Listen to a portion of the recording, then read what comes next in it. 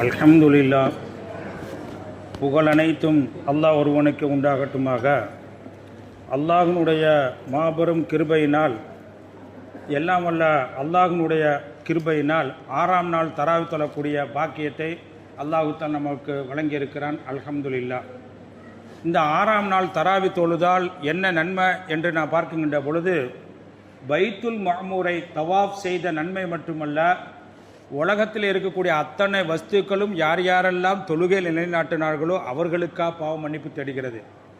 ஒரு ஆள் இன்னொரு ஆளுக்காக துவா செய்யும்போம்.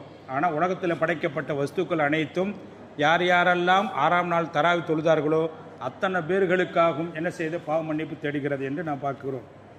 பொதுவாக நாம் பார்க்கின்ற பொழுது, இஸ்லாமிய சமுதாயத்திலே கண்ணியமாக வாழ வேண்டும், கண்ணியம் கிடைக்க வேண்டும், ஆட்சியாளர்களிடத்திலும் சரி கண்ணியம் வர வேண்டும் என்று சொன்னால், நம்முடைய மார்க்கம் சொல்லுகிறது, சுன்னத்தை நீங்கள் கடைபிடிங்க. சுன்னத்தை நீங்கள் கடைபிடித்தால், அதாவது ஆட்சியாளர்கள் மட்டுமல்ல எல்லோருக்குமே இஸ்லாத்தின் மீது ஒரு கண்ணியம் வரும், ஒரு சிறப்பு வரும். ஆனால் இன்றைக்கு இஸ்லாமியர்கள் சுன்னத்தை விட்டதின் காரணமாக இன்றைக்கு கண்ணியம் குறைந்து விட்டது. ஆனால் நீங்கள் சுன்னத்தை கடைபிடித்து பாருங்கள், ஆட்சியாளர்கள் கூட உங்களுக்கு தனி சிறப்பை, தனி கண்ணியத்தை கொடுப்பார்கள், சிறப்பை கொடுப்பார்கள் என்று நாம் வரலாற்றுகளை நாம் பார்க்கிறோம். எப்படி என்று சொன்னால், அமெரிக்காவில் நியூயார்க் என்ற தலைநகரத்தில் ஒரு ஆய்வு செய்கிறார்கள். என்ன ஆய்வு செய்கிறார்கள் என்று சொன்னால், மனிதர்களில் சிலர்கள் எல்லாம் பைத்தியம் ஆகிறாங்க. எப்படிங்க? மனிதர்களில் சிலர்கள் பைத்தியம் ஆகிறாங்க. ஏன் ஆகிறாங்க இப்படின்னு அதை ஆய்வு செய்வதற்காக உலகத்தில் இருக்கக்கூடிய பெரும் பெரும் டாக்டர்கள், எப்படிங்க, எந்தெந்த டாக்டர்கள் எல்லாம் பிரசித்தி பெற்றார்களோ அத்தனை டாக்டர்களையும் அமெரிக்காவில் நியூயார்க்கில் ஒன்று சேர்க்கிறாங்க. ஒன்று சேர்த்து ஆய்வு செய்கிறாங்க. இந்த ஆய்வுக்காக கோடிக்கணக்கான பணங்களை எல்லாம் செலவு செய்து, மனிதர்கள் சிலர்கள் ஏன் பைத்தியம் பிடிக்கிறான், என்ன காரணத்தினால பைத்தியம் ஏற்படுது அப்படின்னு என்ன செய்ய ஆய்வு செய்தாங்க. இப்படி இது ஆய்வு ஒரு பக்கம் இருக்க, ஒரு நாள் அதிலேயே அந்த தலைமை டாக்டர் என்ன செய்கிறார், அப்படியே நடந்து வர்றார். வந்து பார்க்கக்கூடிய தருணத்தை இந்த பள்ளிவாசல் பக்கம் பார்க்கிறார். பள்ளிவாசலை பார்க்கிறப்ப என்ன செஞ்சிருக்கிற, ஒரு சில பேர்கள் எல்லாம் தொழுகைக்காக ஒளி செய்கிறாங்க. இப்ப தொழுகைக்காக ஏன் ஒளி செய்றீங்க அப்படின்னு கேட்டால் நாம என்ன சொல்லுவோம்? என்னங்க சொல்லுவோம்? தொழுகைக்காக இப்ப நாம ஒளி செஞ்சுட்டு தான் வந்திருக்கோம், ஏன் ஒளி செய்றீங்க அப்படின்னு சொன்னா நாம என்ன பதில் சொல்லுவோம்? ரசூலுல்லாஹி ஸல்லல்லாஹு அலைஹி வஸல்லம் அவங்க ஒளி செஞ்சுட்டு தொழுகை வாங்க அப்படின்னு சொல்லியிருக்காங்க. அப்ப அதனால நாம ஒளி செய்கிறோம் அப்படின்னு. அப்ப அந்த ஒளி செய்து கொண்டிருக்கக்கூடிய சில தோழர்களிடத்துல கேட்கிறாங்க, ஏன் ஒளி செய்றீங்க அப்படின்னு சொன்னா, நாங்க தொழுகைக்காக என்ன செய்யறோம், ஒளி செய்யறோம். சரிங்க, இந்த ஒழுவுனால என்ன ஃபாய்தா இருக்கு? அதெல்லாம் எங்களுக்கு தெரியாது. இந்த ஒளி செய்யறதுனால என்ன ஃபாய்தா, என்ன சிறப்பு எங்களுக்கு தெரியாது. எங்களுடைய தலைவர் நபிகள் நாயகம் ஸல்லல்லாஹு அலைஹி வஸல்லம் அவங்க சொன்னாங்க, ஒளி செய்யுங்க அப்படின்னு சொன்னாங்க. எப்படிங்க? சஹாபாக்கள் இபாதத்துல ஏன் அப்படின்னு கேள்வியே கிடையாது. அப்ப ஒளி செய்யுங்கன்னு சொன்னாங்க, நாங்க ஒளி செஞ்சுக்கிட்டு தான் இருக்கோம். சரிங்க, ஒளி செய்றீங்க. இப்ப முகத்தை கழுவுறீங்க ஒழுவுல, ஆமா ரைட்டு. முகத்துல தூசி படும். எப்படிங்க? இன்னைக்கு நாம பார்க்கிறோம், எல்லாரையும் பாருங்க, வேலைக்கு போயிட்டு என்ன செய்வாங்க, முகத்தை கழுவுவாங்க, கையை கழுவுவாங்க. ஏன் அப்படி சொன்னா, முகத்தில் ஏதாவது தூசி பட்டிருக்கும், கழுவுறோம், ரைட்டு. கையை கழுவுறோம், வேலை செய்யற கையில தூசி பட்டிருக்கும், கழுவுறோம். இப்படி நீங்கள் பார்க்கின்ற பொழுது காலை கழுவுறீங்க, காலில் தூசி பட்டிருக்கும், கழுவுறீங்க. ஆனா பிடரிக்கு ஏன் மசாஜ் செய்றீங்க? எப்படிங்க? முன்னாடி முன்பாகத்தில் பார்த்தா முகத்தில், கையில, காலில் தூசி பட்டிருக்கு, கழுவுறீங்க, கரெக்டு. ஒளி செய்யறப்ப பிடரிலேயே தண்ணியை தடவுறீங்க, ஏன் செய்றீங்க? அதுல என்ன ஃபாய்தா இருக்கு அப்படின்ட்டு அதாவது பிரசித்தி பெற்ற ஒரு தலைமை மருத்துவர் கேட்கிறாங்க. இவங்க சொன்னாங்க, எங்களுக்கு அதெல்லாம் தெரியாது, நாங்க எந்த ஃபாய்தாவை சிறப்பெல்லாம் நினைச்சுக்கிட்டு நாங்க ஒளி செய்யல. எங்களுடைய தலைவர் ஸல்லல்லாஹு அலைஹி வஸல்லம் அவங்க ஒளி செய்யுங்க அப்படின்னு கற்றுக் கொடுக்கக்கூடிய அந்த முறைகளில் என்ன செய்யும், மசகு செய்யுங்கள், தடவுங்கள் என்று கற்றுக் கொடுத்திருக்காங்க.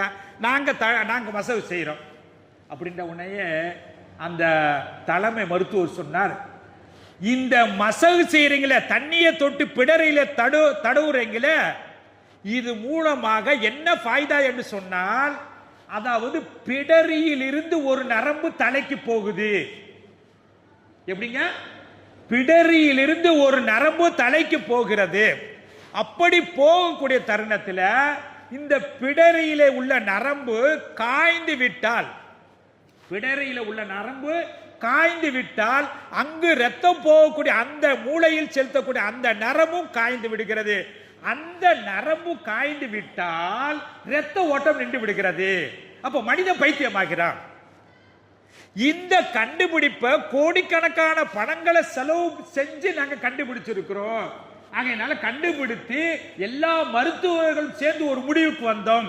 ஒரு மனிதன் பைத்தியம் பிடிக்காமல் இருப்பதற்கு ஒரு நாளைக்கு ஒரு தடவையோ அல்லது 2 தடவையோ பிடரிக்கு தண்ணீர் தடவுவதன் மூலமாக அந்த காய்தல் இல்லாமல் ஏற்படும் ஈரணைப்பு ஏற்படும். அப்படி ஈரணைப்பு ஏற்படுகிற பொழுது மூளையுள்ள நரம்புக்கும் ஈரணைப்பு ஏற்படும். அப்படி ஏற்பட்டால் மனிதன் பைத்தியம் ஏற்பட மாட்டான். இதை 1400 ஆண்டுகளுக்கு முன்பு நபிகள் நாயகம் ஸல்லல்லாஹு அலைஹி வஸல்லம் அவர்கள், நீங்கள் தொழுகைக்கு வருவதற்கு முன்பு ஒளி செய்து விட்டு வருங்கள். அப்ப கேட்டாங்க, நீங்க ஒரு நாளைக்கு எத்தனை தடவை? ஒரு நாளைக்கு 5 தடவை.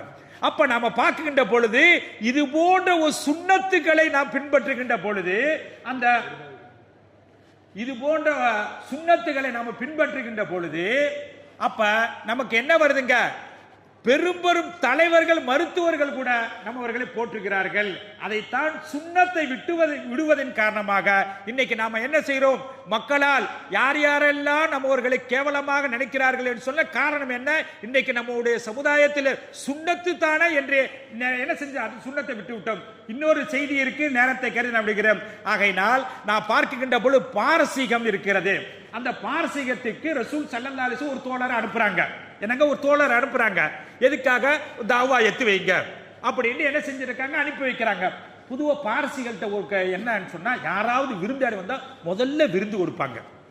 எப்படிங்க? பாரசீக நாட்டினுடைய மன்னர், அமைச்சர் எல்லாம் சேர்ந்து இங்கே வந்திருக்கக்கூடிய ஒரு நபி தோழருக்கு விருந்து கொடுக்குறாங்க. ஆனா அந்த அமைச்சர்களை பார்த்து டிப்டாப் நல்ல உயர்தரமான ஆடைகள் அணிஞ்சிருக்கிறாங்க. இந்த சகாபியோ மிகவும் அதாவது எளிமையான கோலத்தில் இருக்கிறாங்க. விருந்து கொடுக்கிறாங்க. இப்ப விருந்துல எல்லாம் சுருக்கமா வர்றேன். விருந்துல எல்லாம் சாப்பிடுறாங்க.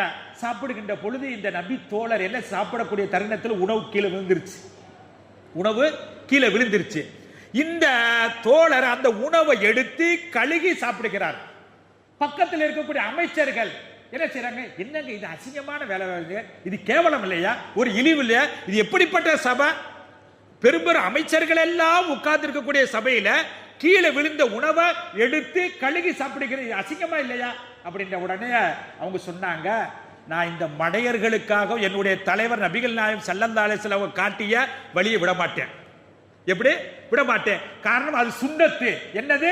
சாப்பிடுகின்ற பொழுது உணவு கீழே விழுந்தால் கழுகி சாப்பிடுங்கள் என்று என்னுடைய தலைவர் நபிகள் நாயகம் ஸல்லல்லாஹு அலைஹி வஸல்லம் சொல்லியிருக்கக்கூடிய அந்த சுன்னத்தை நான் கடைபிடிப்பே தவிர யாருக்கா விட்டு கொடுக்க மாட்டேன். அப்ப அந்த சஹாபாக்கள் இன்னைக்கு போற்றப்படுகிறார்கள் மட்டுமல்ல, உலகம் அழியும் வரை போற்றப்படுகிறார்கள் என்று சொன்னால் என்ன? அந்த சுன்னத்தை பின்பற்றினார்கள். அந்த சுன்னத்து இன்னைக்கு நம்மள்ட இடத்துல மிகவும் கம்மியா இருக்கிறது. அந்த சுன்னத்தை கடைபிடிக்க நன்மக்களாக உங்களையும் என்னையும் உலகெங்கும் இருக்கக்கூடிய முஸ்லிமான ஆண்கள் பெண்கள் அத்தனை பேர்களும் தௌஃபீக் செய்வானாக.